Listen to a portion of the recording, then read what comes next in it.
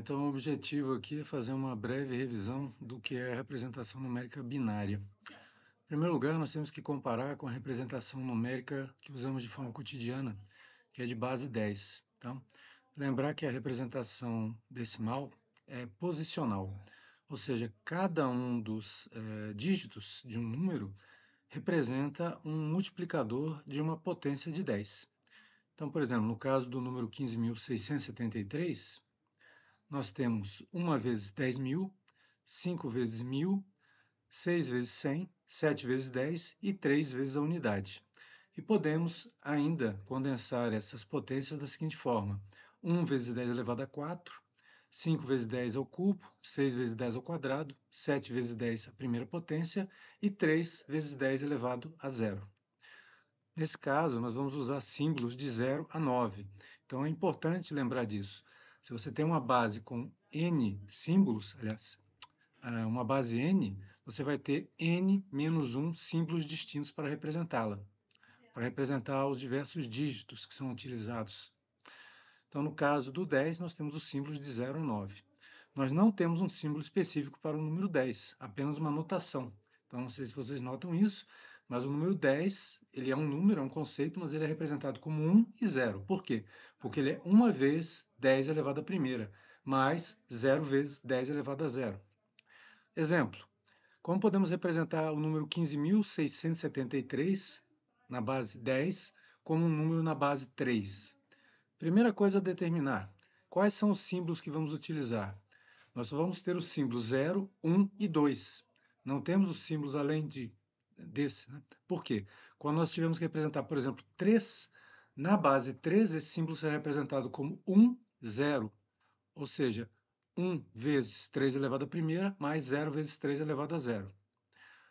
Quantos dígitos nós vamos precisar? Novamente, o número é 15.673.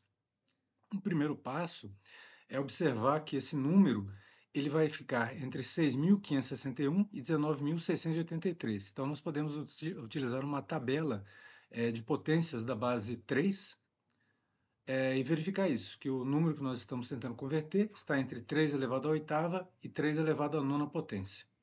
Portanto, nós vamos precisar das potências de 3 de 0, que representa as unidades, até 8. No caso aqui, 3 à oitava, 6.561.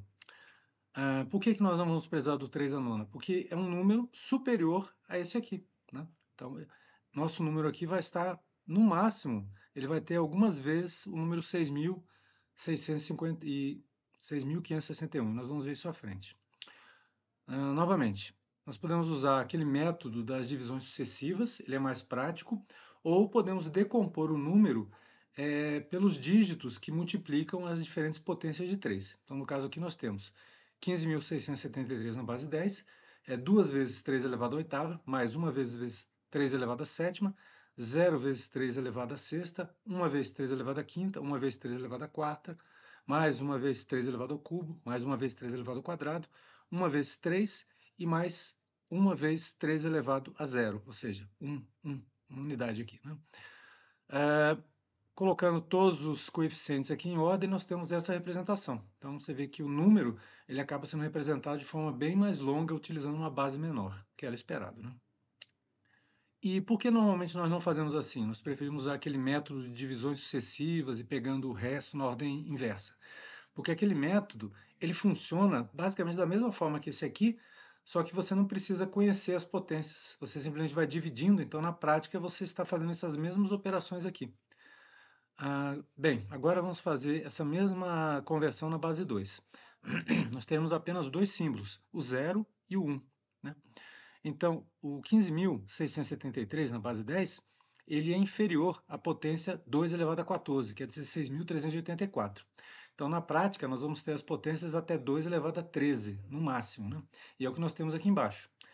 Então, são 14 dígitos. Aí, novamente, vemos a desvantagem de usar números pequenos para a base. Né? Por que nós usamos a base 2? Porque ela é mais fácil de implementar na forma de circuitos eletrônicos. Então, a questão de custo acaba superando essas dificuldades na forma de representação.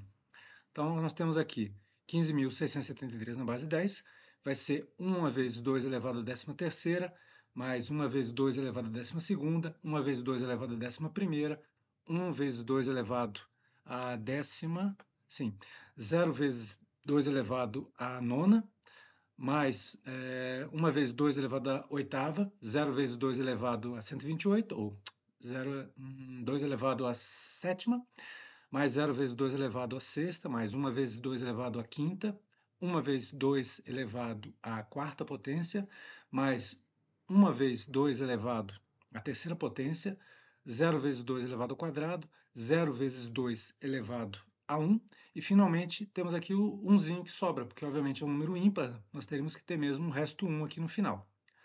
E é isso.